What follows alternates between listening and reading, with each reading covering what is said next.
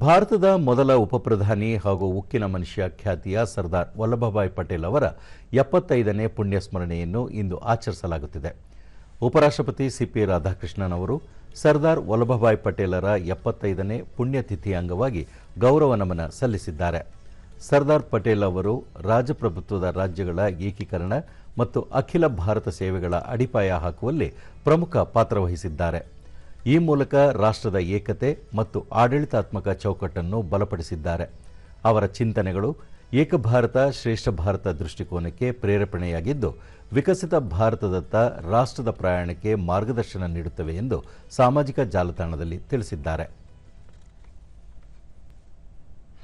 ಪ್ರಧಾನಿ ನರೇಂದ್ರ ಮೋದಿ ಅವರು ಸರ್ದಾರ್ ಪಟೇಲ್ ಅವರ ಪುಣ್ಯತಿಥಿ ಅಂಗವಾಗಿ ಗೌರವ ನಮನ ಸಲ್ಲಿಸಿದ್ದಾರೆ. ದೇಶವನ್ನು ಒಗ್ಗೂಡಿಸುವಲ್ಲಿ ತಮ್ಮ ಜೀವನವನ್ನೇ ಮುಡುಪಾಗಿಟ್ಟಿದ್ದ ಸರ್ದಾರ್ ಪಟೇಲ್ ಅವರು ರಾಷ್ಟ್ರದ ಏಕೀಕರಣ ಹಾಗೂ ಬಲಿಷ್ಠ ಭಾರತ ನಿರ್ಮಾಣದಲ್ಲಿ ಅಮೂಲ್ಯ ಕೊಡುಗೆ ನೀಡಿದ್ದಾರೆ. ರಾಷ್ಟ್ರಕ್ಕೆ ಸಲ್ಲಿಸಿರುವ ಅವರ ಸೇವೆಯನ್ನು ಸದಾ ನೆನಪಿಸಿಕೊಳ್ಳುತ್ತೇವೆ ಎಂದು ಸಾಮಾಜಿಕ ಜಾಲತಾಣದಲ್ಲಿ ತಿಳಿಸಿದ್ದಾರೆ.